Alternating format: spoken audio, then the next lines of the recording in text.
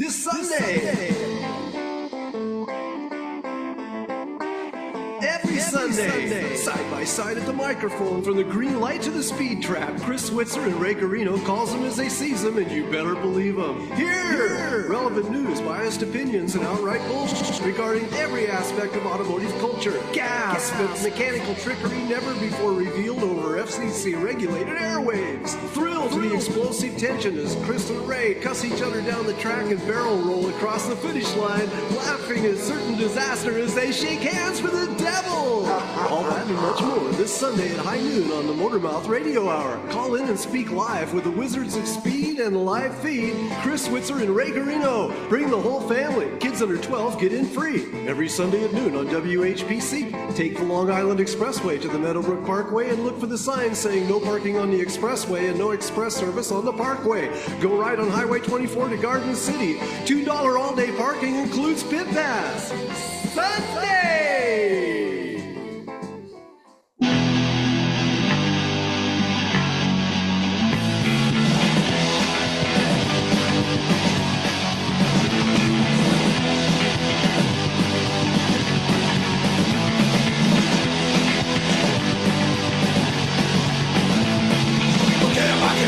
GTOs, I got a mean machine, man, she really goes. Look, I'm burning rubber all over this town. I'm in hot gear and I'm headed straight down. It's a hot rod to hell.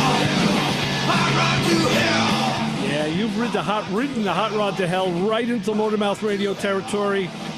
Right here with your host, Ray Guarino and Chris Switzer, Long Island's only truly vetted automotive talk show. How you doing? I'm just trying to shake the fillings out of my teeth after that intro tune. Oh, you don't like Elvis Hitler? Oh, that's what that is. Yeah, come on. Oh, yeah, I have all their albums. Yeah. Standard. So hey, we like to mix it up a little bit. I figured, let's do something a little different. I was actually looking for something else that I had, and I'm going through all these mountains of CDs and files. I'm like, wow, this was stuff that Dennis, the Goat Man, had given me. I got a couple of things on there that are really strange on this CD, but I said, there's two songs on there that might be good for to transition with. So Elvis Hitler. Elvis Hitler, yeah. Favorite of the crowd. Yeah, I was going to say someone you're not going to get a greeting card from. No, not at all. So, but you will get a greeting card from us. We are back this week as we promised. Yes. Here to give you the finest of automobilia in this realm that you live in. Yes, that is correct. You know, we are here to give automotive knowledge to those that don't really need automotive knowledge. We'll give it to them whether they need it or not. I don't know about you, but down here, cruise nights have started already. I don't know how much attendance we've had, but because I haven't been to any of them. And I tell you what, so I'll talk about it later too. But Mike at the shop, we had done this a couple of years ago. They had an idea. The young guys had an idea. Why don't we do a coffee, cars and coffee at the shop? Didn't you do that before? Right. So we did. Right. But it was on Sundays. So like I would get there in the morning with my car, hang out, and I'd have to leave, come here, do the show, and then go back to the shop. And it was a pain. So Mike brought it up to me. We didn't do it last year. We maybe didn't do it for 2 years. And he said to me, hey, how would you like to do the cars and coffee again at the shop? And I said, not a bad idea. It's a great way to get together. We had a lot of friends come down. I said, but can we do this? Can we do it on Saturday instead of Sunday so that I could stay and enjoy it? Right. And Mike said, sure, why not? So we're tentative for this coming Saturday. So that was, he picked a date. I don't know where, I guess just because he's thinking, that's when things are starting. So we did talk yesterday, and we're kind of tentative based on weather. I'm looking already, this week is going to get, I'll give the weather later, of course, but the week is going to get a little warmer up to like Thursday, Friday. Then it's going to get cooler again. So yeah, up here we call it fake spring. Yeah, here too. I mean, this I'll tell you something. The whole country, good thing we're not. I actually have two relatives, and a very good friend who are in Hawaii right now, and they're like on the monsoon rains. I hope they're okay. Right. If they're not in a flood zone, they're in a fire zone. Exactly. And my daughter down in North Carolina, she's been in like 80-degree weather already. So it's that there's like where was it? It's somewhere in Arizona. It reached 115 degrees yesterday. Isaac. Coach Isaac is in Arizona, and he said the other day it was already 100 degrees. He says, we usually don't get that till the end of March. I was like, whoa, geez. At the end of March. Yeah. So we're only 9 days away from that. Or what? I know. If you want to talk cars or whatever it is that you have an issue with, that's some kind of a transportation vehicle or go-kart, give us a call, 516-572-7440, or you could text us at 203-670-4127. It's days are numbered, but it's breathing its last gasp. Right. Our text, but we can do that, and the number will change, but the text will stay the same. Right now, it's what we can use the text service through the school here at Text Groove. Yeah, I actually have to sign up and pay for it. Yeah, I don't think you have to pay for it. It'll be through this account. Here. I was requested a demo. All right, we'll talk about that off. I'll get you some resolution on that. We'll find out. Because I know here it comes up. I can't use it in the studio because it comes up on the screen that I'm looking at right now to see you. That's where Spotify would be, and that's what. So, and I'm not switching screens. It's crazy enough trying to look at one screen.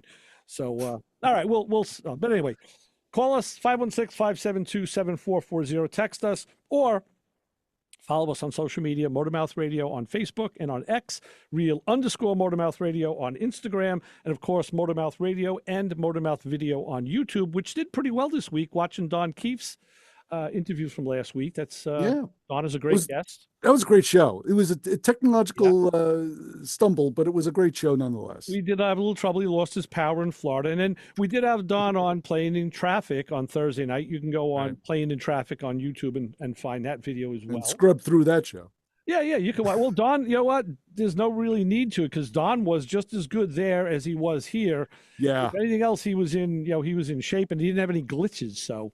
Right. I'm going to probably listen because I could have talked to Don for another 2 hours after we spoke to him. Well, so, yeah. Like I said, we can have him back. He's a wealth of knowledge. He's been around the game for a long time.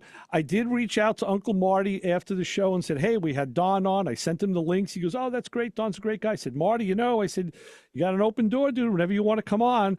And Marty, in his inimitable way, he said, well, Ray, I got a lot of stuff going on. We'll get back to you. Bye. In other words, take the hint. Love Uncle Marty, but sometimes he gets tired of us. Right. So, and then he says he loves coming on the show. So I don't know. So anyway, he takes the family as like fish theory. Yeah, right. Exactly. So I found a little piece in the paper last week I wanted to talk about. It's pretty cool. Now the postal service, they're talking about maybe not being in existence in a year. I don't know. We'll see. The post? Also, no, the postal service. Oh, the postal service. I thought you said the post. No, but the phone service is. So let's go to the phones first and say, hi, caller. You're on with the Motor Mouths. Hello, Ray. Hello, Chris. How are you? What's up, John? Hey, John.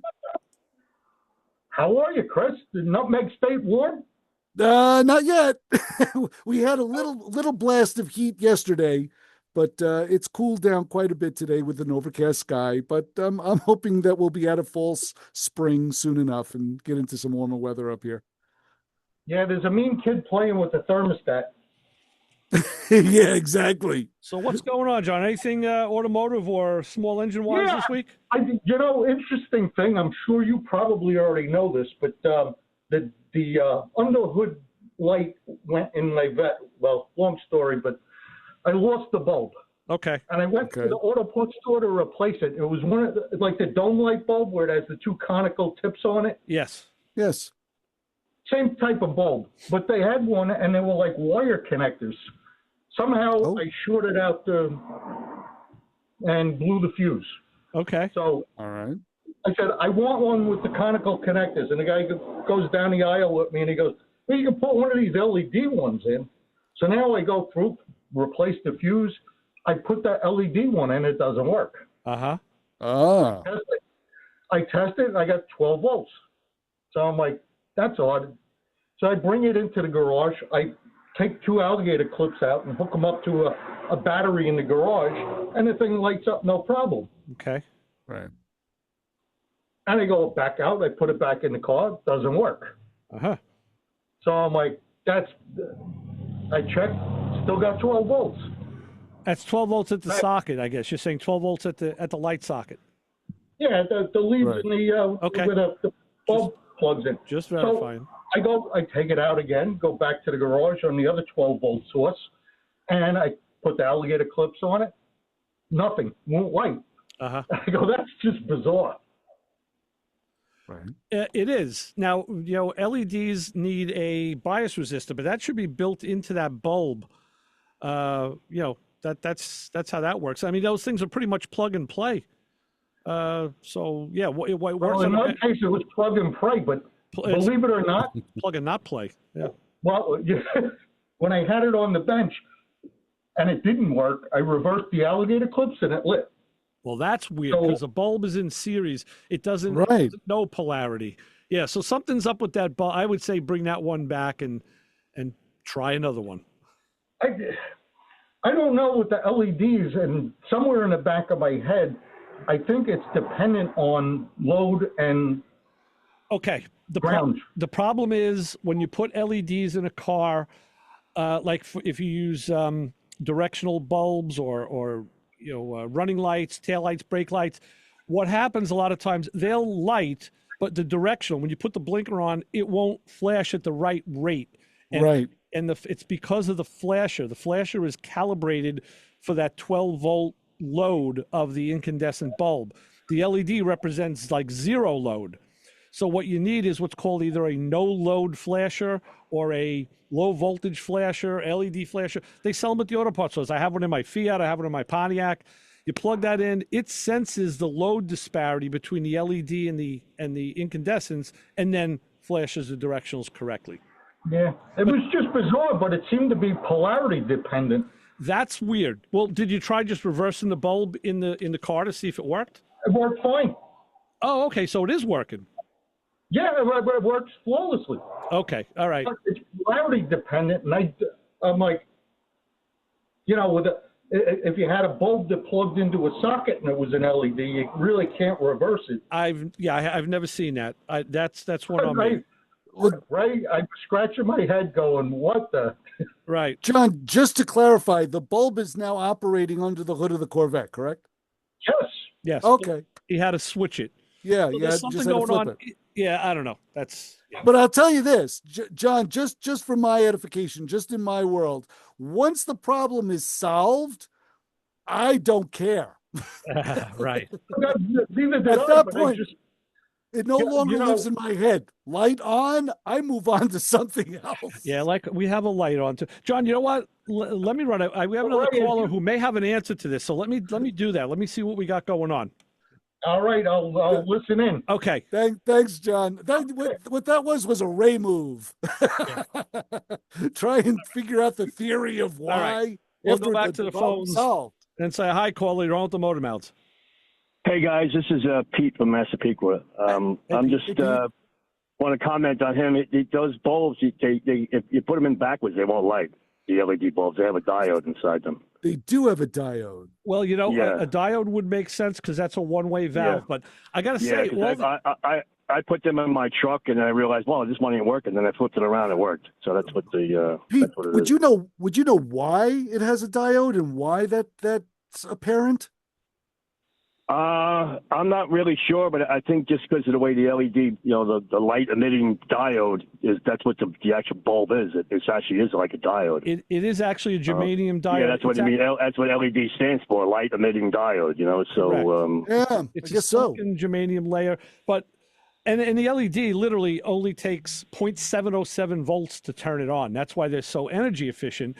So to put them on a 12-volt system, you do need a little bit more. That's why, like I said, in a circuit or on a PC board, there was always bias resistors that would scrub that voltage. And the diode is just so it's a one-way thing. Now, I put LEDs in two of my cars, and I didn't have to reverse any of them. Well, you were lucky. You probably just put them in the right way the first shot. Yeah, right. I doubt that because I'm talking. I did all the dash bulbs. I did the outside bulbs. I think maybe the technology. Well, maybe that particular brand that you had a way of going. It maybe the technology has changed since I put mine in. Yeah. Because I know when they first came out with them, years ago, you had to buy a resistor kit to go with them. Otherwise, they blink too fast when you put the LEDs in as like a flasher. And But now I think they have that resistor. I think it's now built into the bulbs. And there you go. There's your bias resistor. $30 a piece, That's your bias resistor right there. There you go. Right. Yeah. That's your bias resistor. Pete, have you been listening to the show? I love the show, guys. How long have you been listening, Pete? You've been years. Well, what took you so long to call? I've only called in a couple of times. Well, I've been lucky. I've been able to fix all my stuff. Oh, well, listen. You know what? I tell you something. So you hear the show, you see what happens. Some weeks we're scratching you. Call us and just tell us about something you did and how you fixed it. Yeah, no, absolutely. Yeah, absolutely. Yeah. So sometimes I miss your show and I listen to it. I watch it later on YouTube. Yeah. But okay. I'm usually always listening to you in my garage because I'm always working on. I'm retired, so I'm always working on a lawnmower or a snow blower or a car for somebody. So excellent. Yeah. Awesome. Idle hands are the devil's workshop. I understand 100%. I'm with you. That's why we're here. Yep. All right, Pete. Thanks. All right, guys. I love the show. Take care, fellas. All right. Thanks, Bye-bye. Pete. Right, Bye-bye. Another testimonial. Look at that. We got a text at 203-670 from 4127 from Joe the Undertaker. He said LEDs without a built-in circuit to correct it are polarity dependent. There you go. Also, they need the biased resistor to activate the dashboard indicator. And of course, Paul was texting with the same information, which is all. Yeah, that's how it works. That's just. And you know what? This is what I love. And I've always said this. I learn more than information to dispense in this program. And I got the best seat in the house. Now you're going to learn something because we're going to go back to the phones and say, Yeah. "Hey, the motor mounts." Hey, Ray, it's Paul. Here he is. There he is. What's up, Paul? I'm listening to you guys here, and I'm cringing. So what else is new? Yeah. You should know, as well as me, a straight LED is polarity sensitive. It is a diode. Yes. Okay. Which has been said. The LEDs you're talking about that are not polarity sensitive have a driver circuit. Okay, they have an LED driver circuit, and the way they're designed, you can run those positive, negative, doesn't matter. Right. Okay. The resistor you're talking about, like for headlights and stuff, that's a load resistor. That just adds a load onto the circuit because, when you're doing an LED conversion from conventional bulbs, there is a load. Let's just say, throw out a number, it's 1 amp, right? Uh-huh. Right. And an LED is not going to draw 1 amp. No. The computer in the car thinks the bulb's out, shuts the circuit down. That's why they flash. Right. What the resistor does, that's why they're large, usually large resistors. They're like ceramic because they are sitting across the positive and negative and dumping a load to mimic a conventional bulb. Mm-hmm. Right. That's all. Okay. I was actually thinking, Paul, from circuit board work, this is usually like a 2.2 K resistor in line with the LEDs as a bias. I was thinking small. Well, circuit. no, a 2.2. If you're going to put a resistor, actually, I just did this the other day. A resistor in line with an LED is a current limiting resistor. Okay. Okay. I did that actually on one of these little night lights that Rose had, and it was too bright for her. Right. So I threw a resistor in line to dim it down and limit the current to the. You're a good husband, Paul. You could have just squeezed the husband. cord. You could have just squeezed the cord, like choke down that, which is essentially what you did You could have put a piece of electrical tape over it and it would have done the same thing. I could have done that too, but the nice thing about putting the current limiting resistor in is the batteries last longer, so I won't have to change them as often. Oh, all right. It's a little cheapy motion sensor light in the hallway, so when the dog wakes us up in the middle of the night, you don't have to go downstairs in the dark. I tell you, I could have showed Paul was at the house yesterday. Right in the outlet in my kitchen, there was a square light. Actually, I clipped it out of a hotel we stayed in a couple months ago. Thief. Well, because we were questioning it. My wife and daughter were saying, "Is that a camera? Is that?" I said, "You know what? I don't know, but I'm going to find out. I'm going to take it with me and check this thing." And I brought it home. And what it is, it's a night light, LED night light that senses light. So I leave the kitchen at night, shut the light out. Boom. That comes on. Yeah, it has a photo cell. It's actually a nightlight with a GPS in it, so they can come to your house. Well, don't worry, Paul. No one's listening. So. They haven't yet, so it's okay. But it does come on at different levels of brightness, which is kind of cool. So, lighting is got a whole new way. The nightlight police. I know. Well, whatever. I was ready for him. So. What were you going to do? Throw a pillow at him? Listen, a pillow without the tag. Pull out the tag, and maybe a cushion too, like my outdoor. We have to call in reinforcements. Right. Bring them in on multiple charges. Yes. Oh boy. So anyway, very good. All right. Anyway, All right, Paul. I'm going to let you go. I'm shampooing seats. Oh, good. You enjoy. Oh, nice. Good luck with that. And it is disgusting. I know. All right. Well, we'll talk about that later. We'll get into that project. That may be a diet issue, Paul. I don't know. Yeah, well, it might be. But they weren't my seats. They weren't his, yeah. Oh. That's why I'm wearing gloves. Yeah. Got it. All right. All right, Paul. Thanks. All right, Paul. So long. Stay out of the Taco Bell. It's Pirate Paul, and you can be like these guys and call us at 516-572-7440 and tell us about your own stuff. I will. So what I was saying is the Postal Service, they're going through some trouble, but this is cool. This is something really neat. They do this every couple of years. Remember they had the Elvis stamp and they had like the Beatles stamp, right? Well, the U.S. Postal Service just unveiled a new series of stamps in San Diego last week. They have an Elvis Hitler stamp. Yeah, I'm going to get it for this show. No, dedicated to the lowrider car culture. Oh, come on. I swear. So they represent the vibrant artistic expression that blossomed in the 40s in the working class communities of Southern California, Arizona, New Mexico, and Texas. And as everyday cars were transformed into one-of-a-kind masterpieces. Masterpieces. Well, that could be, listen, I like lowriders. I really do. I love the paintwork of lowriders. So when they're done well, yes. Yeah, so lowriders are known for their dazzling paint schemes, glistening chrome, luxurious interiors, and gravity-defying hydraulic systems. And I think it's kind of cool that the Postal Service is going to honor them with the stamp. So I can picture it's the stamp itself, but all you will see is just the roof of the car at the very bottom of the stamp. You'll see just the bottom of the tires because the car will be up in the air. That's it. Right. You'll see like a skyline, a tree, and just the top of the car. Right. That's all you'll see in the stamp. Okay. With the exhaust system. So yeah, that's kind of new for Postal. That sounds like fun. Yeah, yesterday, speaking of small engines, yesterday I was out in full force changing the oil in every small engine I have. Oh, okay.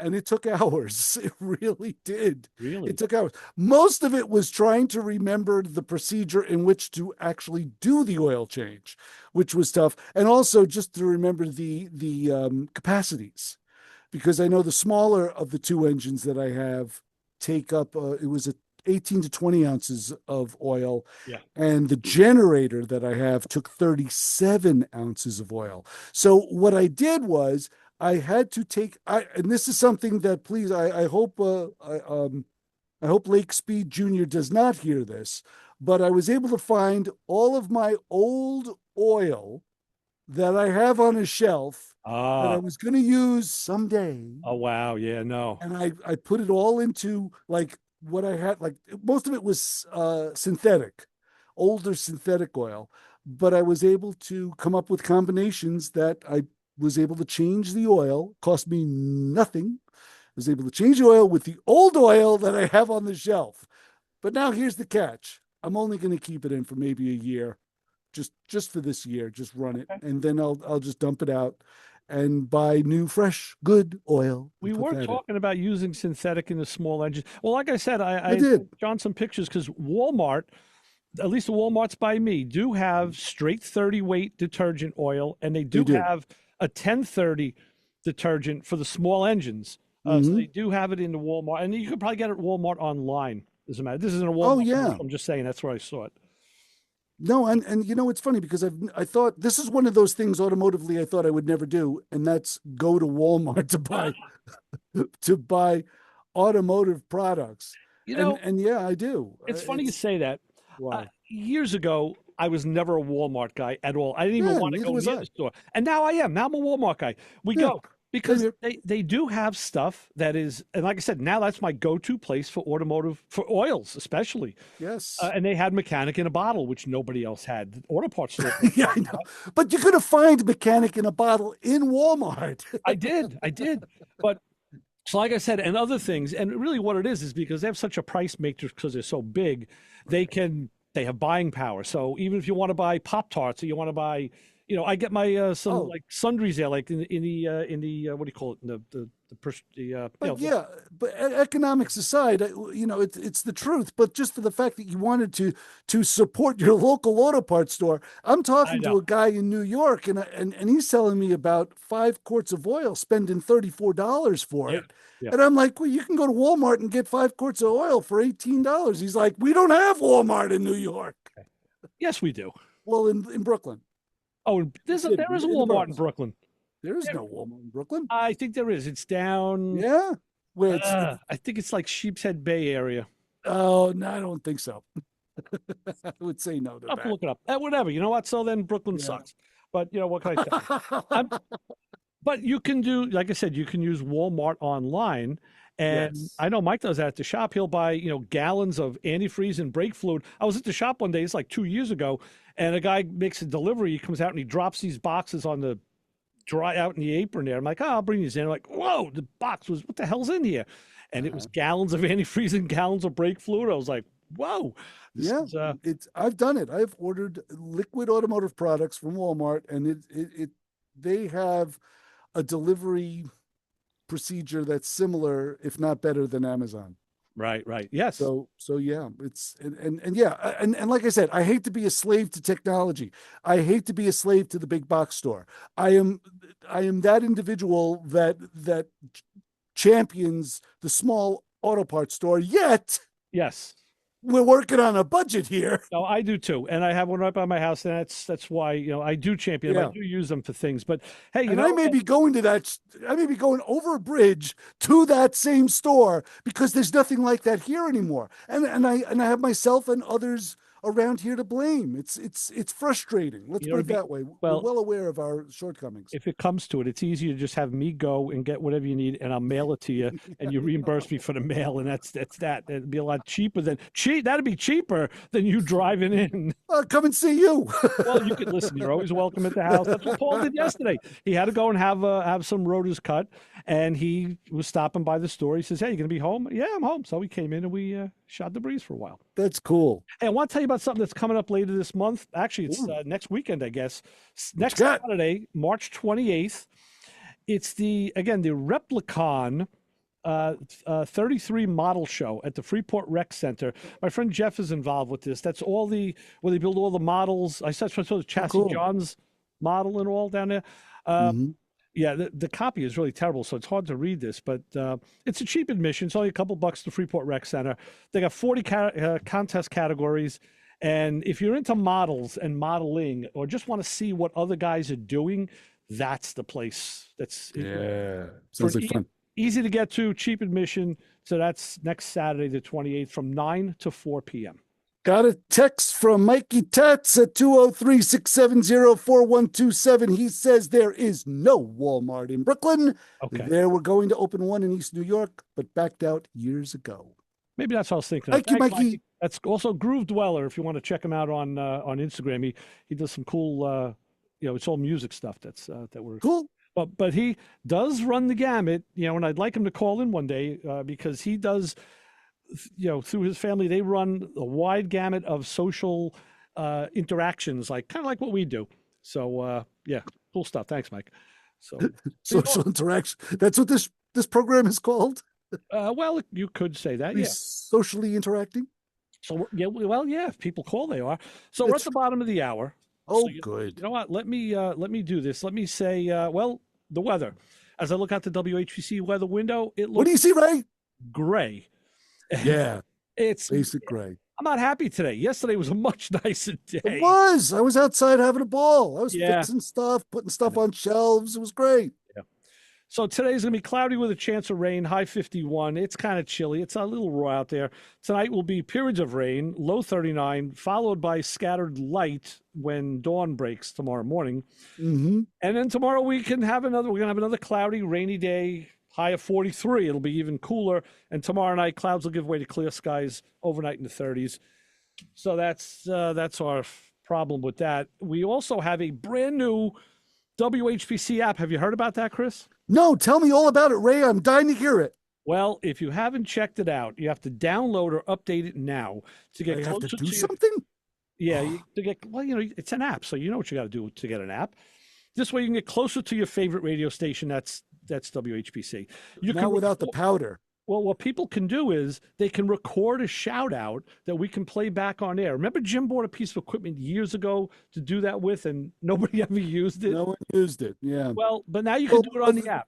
Everybody kept complaining on it. Get those two guys off the air. Put on some generic gardening show. Well, you can also set your alarm clock to wake up to us. You can see a list of songs that we've played. Not us, but you're not going to see Elvis Hitler on there. But you'll see songs that Rob played, and you can enter. Darn. And you can enter to win a pair of tickets to see Craig Ferguson, former host of the Late Late Show on CBS. Which, by the way, CBS Radio just. How do you like that? I know. So Don't remind me. That was in a stand-up show called Pants on Fire, Sunday, May 3rd at the Paramount in Huntington. Plus, you can enjoy WHPC in your car with our new CarPlay feature. It's available for Apple and Android. Download or update the WHPC app now, and thank you for listening. With that, do we have an honor group of the hour? Why, of course we do. The Motormouth Radio Honor Group of the Hour this week goes out to, yes, believe it or not, the ones that actually miss that wonderfully annoying buzzing sound that hits your ears the second you stick the key into the ignition of any 70s vehicle. That relentless little reminder that your door was open, your key was in, and your car has opinions about both. It didn't matter if it was midnight or your ears were already ringing, it buzzed with purpose. No gentle chime, no polite notification, just pure, unapologetic bzzz. We salute those who remember when cars didn't whisper, they nagged loudly and proudly.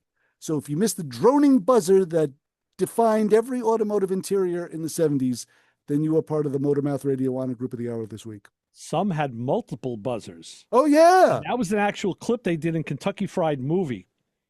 All the buzzers. The guy would close the door, one would go off, then the guy would put the seatbelt on, another would go off, and every subsequent move shut off a buzzer. Yeah, that was funny. I think we should be saluting the people who have 70s cars that still have buzzers that work. Oh, yeah. That's more. And every once in a while, I'll get in an older car, and you get the buzzer. You're like, wow. Mike's Buick is like that. The buzzer, like it still works. Like it hasn't been screwed with. Does the buzzer have a pitch change? Because when they're getting older, sometimes it goes. Yeah. We do that too. Yeah, we do. Yeah, at night usually. It all depends. So all right, over. Let's take our break. We'll do our. And we'll be back with more Motormouth Radio. Now we'll switch from Elvis Hitler to a little bit of Motorhead. I know it's your second favorite band. Oh, yeah. I know. Yeah, Grandma used to sing that to me at night, too. Here we go. Sing along. This is, of course, Born to Lose, which is another great anthem of the teen angst years. Isn't that a great Hank Williams song? I can do it next week if you want. I got a lot of Hank. So good. Keep it where you got it on 90.3 WHPC. It's dedicated to all the angels in there and everybody else really, but especially them. It's called Iron Horse, Born to Lose.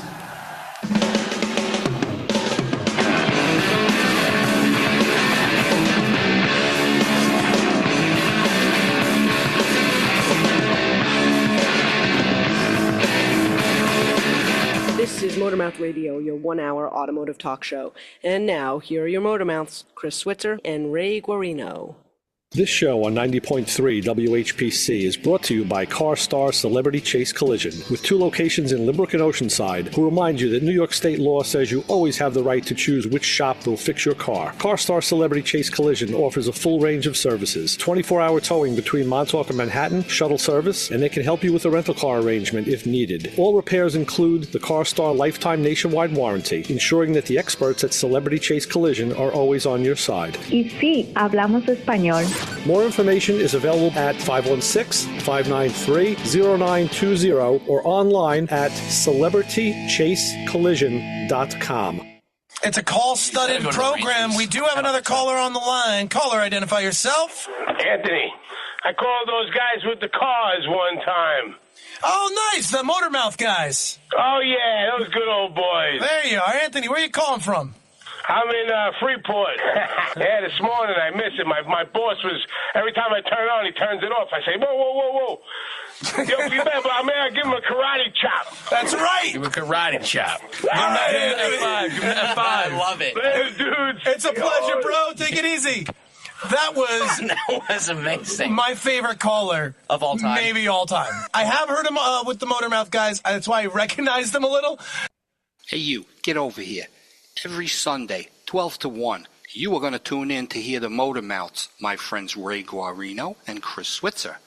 90.3 FM, WHPC. You might learn something.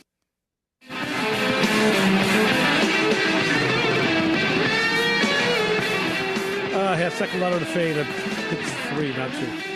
So, with Motorhead, we're back. More Motor Mouth Radio with Ray Guarino, Chris Switzer, 516-572-7440.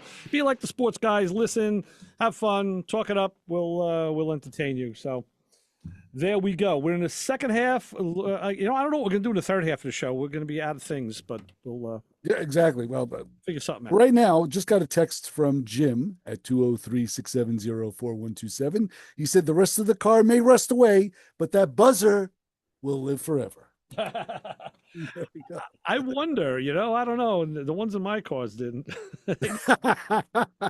It's funny. None of my cars have it. The Chrysler doesn't have a buzzer. The truck does. Holy smokes! The truck has got the most annoying. Oh, really? Buzzer. Yeah, it's a '98 though. It's not it's not from the '70s, but it's got that high pitch 1K tone. It's just like, that's all it does, and it does that the second you leave the key in and open the door. It's like. Yeah, there's a little contact in the back by the lock. That's why a lot of people, disconnected that stuff. They just said, what?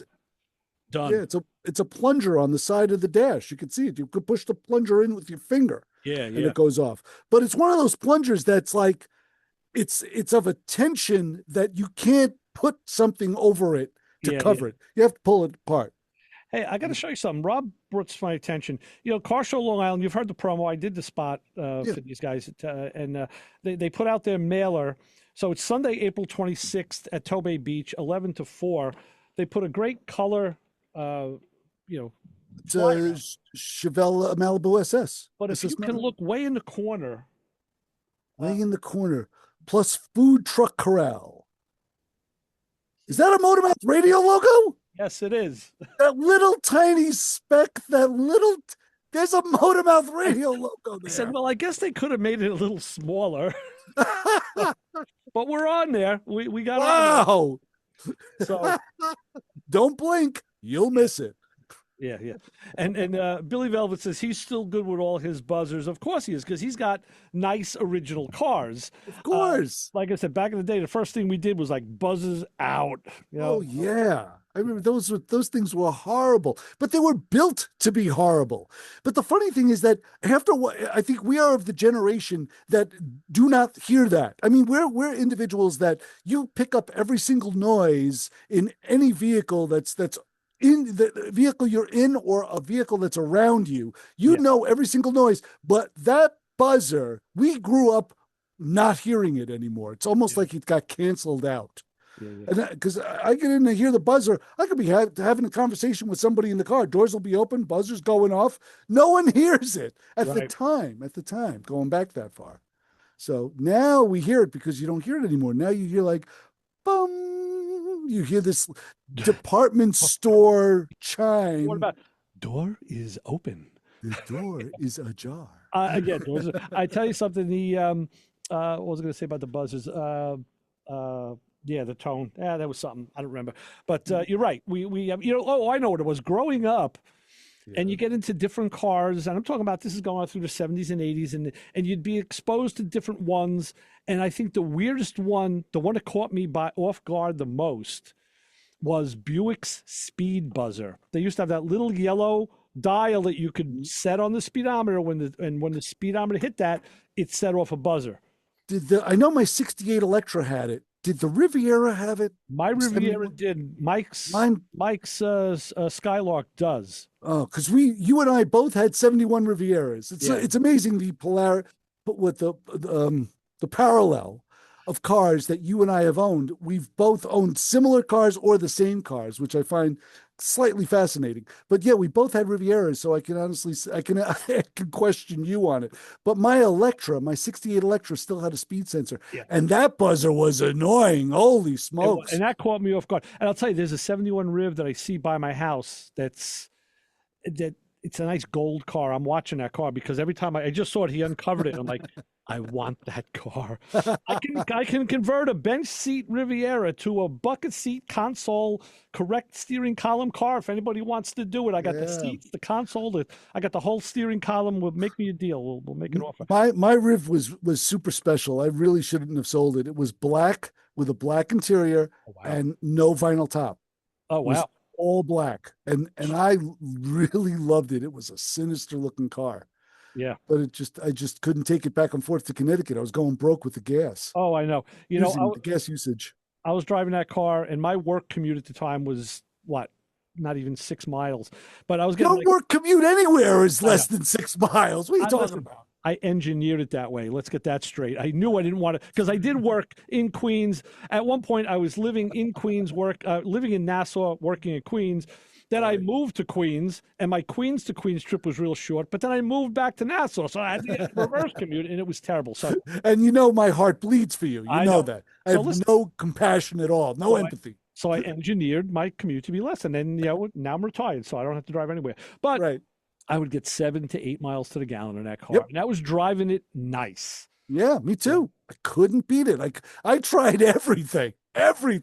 I want to tell you about another buzzer that I learned about, and I didn't learn because I found out the hard way. I learned because on the forums they mentioned it. In my Impala Supersport, the 94 and 96 Impalas, they have a buzzer alert on the directional. So if you leave the directional on for more than, it's like 3 minutes. Oh, come on. Now, I'll tell you something. There is one that usually, that doesn't happen to me. But at my house, when I come out of the side street by the auto parts store and make a left on the Sunrise Highway, in all my cars, it's just the nature of that turn. It doesn't click off the directional many times. I have to really make I have to go deep and make a concerted turn for it to cancel. That kind of lazy 90-degree turn won't trip the signal light off. So once I read this, I made that turn in the Impala, and I left the left directional on, and I saw it was still on. And then I drove. I got onto the Parkway and came up to, and I left, and it felt like forever. 3 minutes is a long time, but then there is a buzzer that goes off, and I tell you, it doesn't flash a light. It doesn't really tell you what it's doing. It just goes off. It just makes you look at the dash to say the directional's on. I don't know. So I'm going around the world to the left. Yeah. I have a light on the truck that says on the dashboard, it says, look at your gauges. Oh, wow. That's cool. It actually says that. And the gauges are on the other side of the speedometer. Right. So your focus goes to that light, and then you have to go across the speedometer, which is what? That wide? You go across the speedometer, and you have to take a look at the 4 gauges, because the truck does have full gauge capacity on the dash, and I noticed that my temperature gauge was a little hot, and it was the reason why I just filled up the radiator, and I didn't run the car. I didn't run the truck. I didn't have the water flush through the engine, so I just got on the road, and as I'm on the road, the thermostat didn't open up, so the engine got hot, so the temperature gauge. So once the thermostat opened, everything was fine. All the lights went off. Gauge came back to normal. Everything was good. Let's open it again and say, hi, caller. You're on with the Motor Mouths. Hey, Chris. Hey, Ray. What's up, John? Hey, John. Oh, my God. You reminded me of something. I took the vet out of the storage unit, and I'm driving, and, like the Parkway, you get off this road and onto the Lazy S. Right. And I signaled to get off, and I guess the signal light didn't shut off. I don't know if they do it because it's convertible. When the alarm went off, I was like, what? And go. Okay. I'm like, oh, yeah. The engine's going to blow. No, so your car has it too. Sure.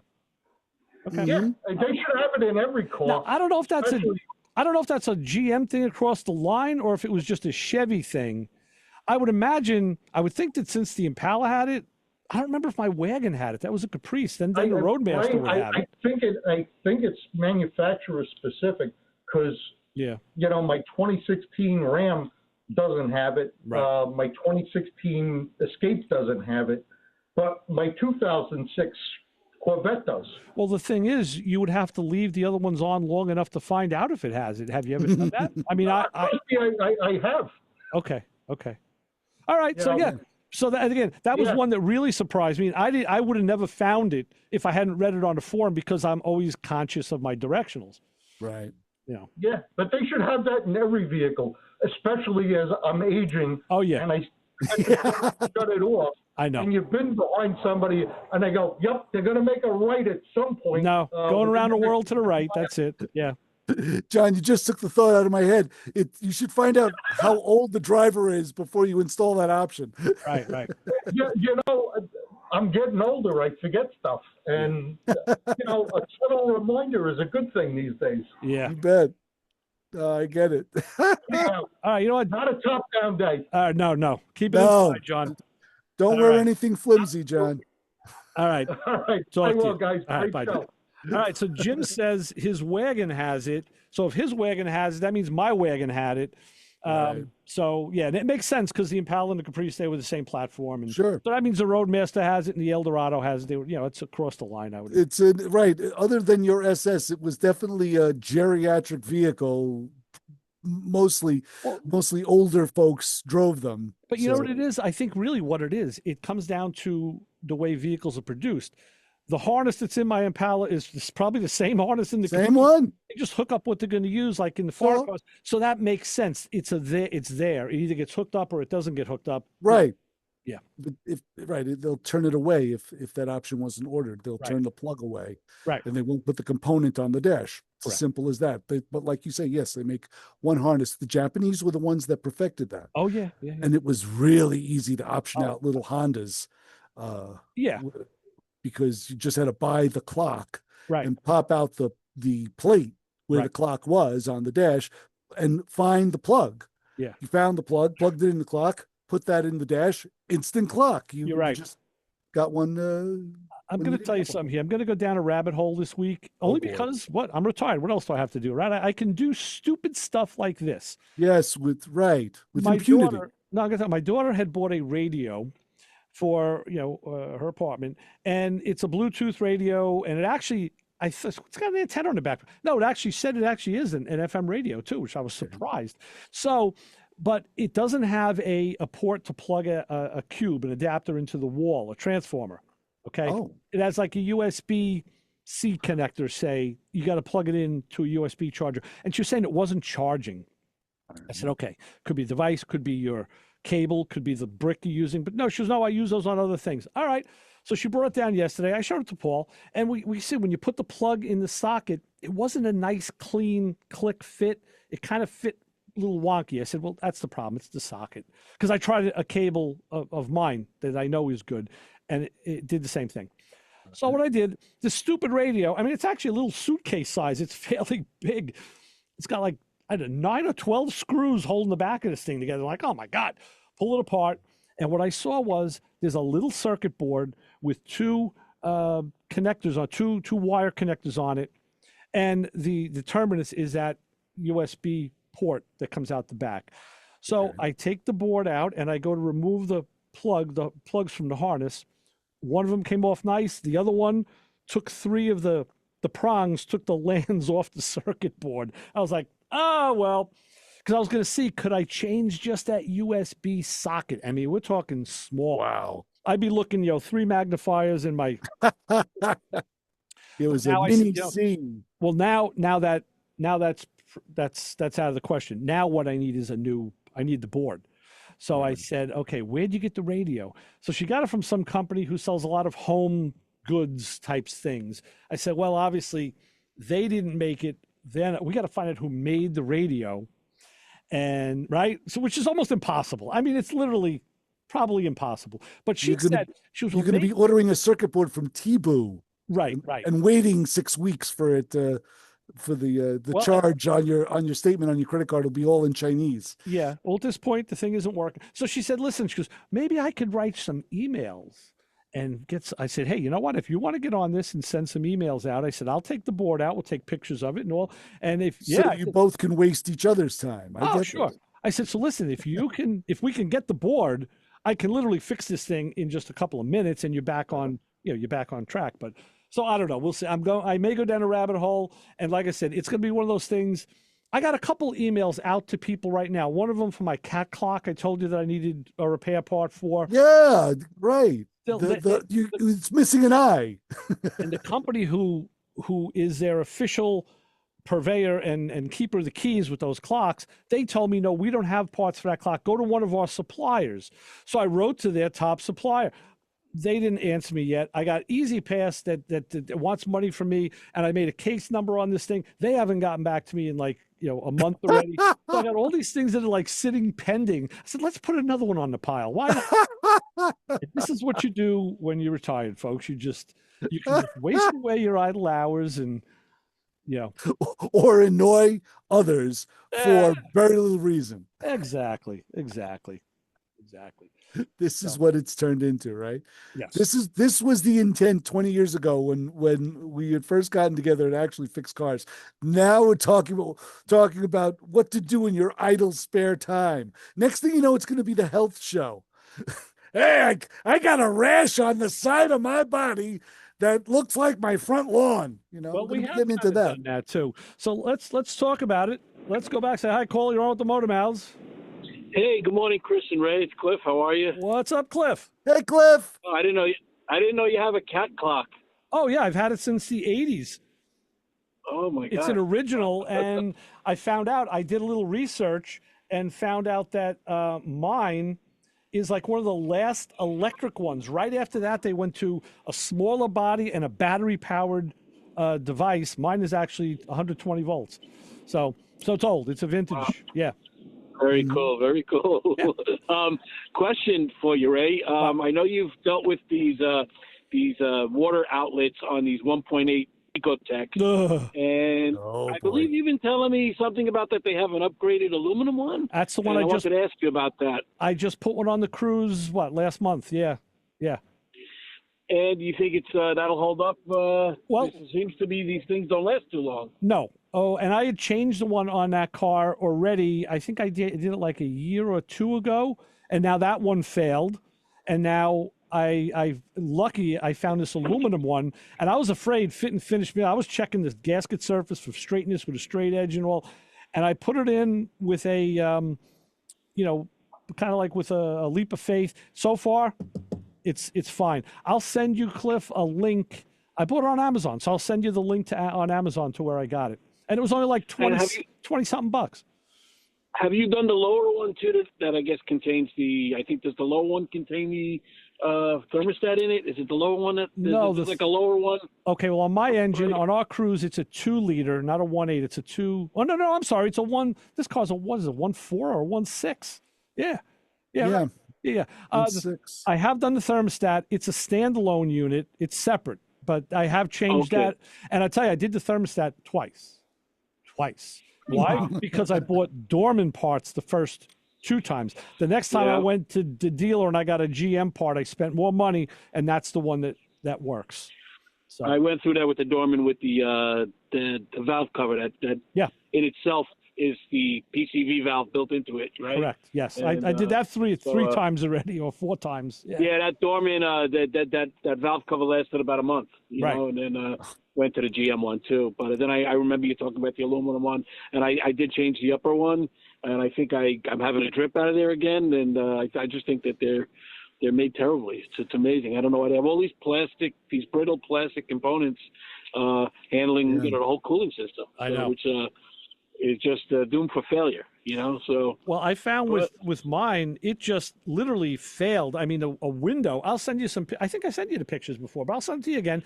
It was a whole chunk of it just blew out of this thing, and it was like gross. Like all the fluid now is gone. There's like it wasn't the drip, it wasn't a leak. It was like, no, you're done. You lost every. Yeah. Mine cracked on just originally I thought it was just the smaller hose needed to be tightened up, and I just put one screw one turn too many, and it just snapped. You know. Yes. And yep. All right, guys. I appreciate that. Yep. Probably going to go for the aluminum one next. Otherwise. Yeah. When the car runs good, it's such a good running motor. Yeah. Oh, yeah. It's just that it's all these little plastic items that are just so aggravating. I'm driving it today, and I had it in the shop a little while ago. I did an oil change, and that's when I did that neck. And now I'm looking, I'm like, I really should change these radiator hoses. They're big. There's a lot of them, but like anything cooling related is just like always an issue on that car. So yeah. Yep. Yeah, whatever. Yep. It's a problem when your local auto parts store has the part in stock. I know. Right there. Yes. But they have it like you think that's like a specialty part, and they have it. Oh yeah, we have that. you know. Yeah, that's how you know it's been tested. Yeah. All right, fellas, enjoy the rest of the weekend. It's always always fun listening to your show. All right, Cliff. Thanks a lot, brother. Talk to you soon. Thanks, Cliff. Always a pleasure. Bye. Bye. Yeah, I had the same problem with the 3.8 on the Impala, where those two plastic elbows. So yeah, the funny thing about that plastic is it gets like it brittleizes. Oh yeah. Where you could just pop off chunks of it. It just all decomposes all at once. And if you think about it, you got hot liquid going through a piece of plastic in a cold environment, maybe like sub-freezing environment that now heats up, and then when you park the car in the winter, it cools down. So you have this temperature fluctuation on this piece of plastic. How long is that supposed to last? Well, just until the warranty is done. Right, that's really it. And of course the government and the cars and the auto companies are talking about how to make things lighter to make cars go further on a gallon of gas. Well, they do. So yeah, it puts it pins the car companies up against the wall too. No, exactly. Well, but like I said, out of warranty, hey, now it's your problem, not ours. Right. But that's the thing. There are plastics and thermoplastics. Now you have plastic intake manifolds. Yes. There's a lot of, and that stuff, the right plastics, I mean, it's been proven, they took it right from space age. It's been proven that they can work well. I think that GM and maybe other manufacturers, maybe they're skimping on the formula a little bit, and that's the problem. I think if it was a little more robust, it would last longer. Good point, because I'm sure when you took that part out and saw the damage in it, you felt the plastic, and you kind of know what's a quality piece of plastic compared to a piece of plastic that may be a little third rate. I'll tell you this, I don't remember what the original one felt like, but the second one I took off, oh yeah, the first one, it was at the neck where the hose went over. It was in the piece of that neck, a piece like a semicircular piece, so it was leaking at the hose. So like Cliff said, I tightened it a little bit more, and then it kind of slowed down, and then all of a sudden it was leaking worse. Why? Because the thing had cracked. So yeah, and that was the original that did that. So so and the other problem I had is not only with the cooling system, but in the PCV. The evap system, the PCV, those hoses are all plastic, and they fail as well. So it's just a matter of time and whatever. But it's a matter of time, Chris, because Kim is going to come in to do Thunder Road, the Best of Springsteen, the band, as usual, and we're going to get the heck out of here because you don't want her kicking you out. No. Because I see what she's like, and listen, I'm staying on her good side. So exactly, it's rule number one when you're in radio. You got to watch the clock, and you can't go over. So what do we tell people waiting for me out in the cold parking lot today? Don't follow us home and watch your own clock. Got it. All right. So for Chris Switzer, Ray Guarino, we'll be back with more Motormouth Radio next week. And keep it where you got it now. Listen to Kim on 90.3 WHPC. Thank you both for listening. See you. Bye. Bye-bye.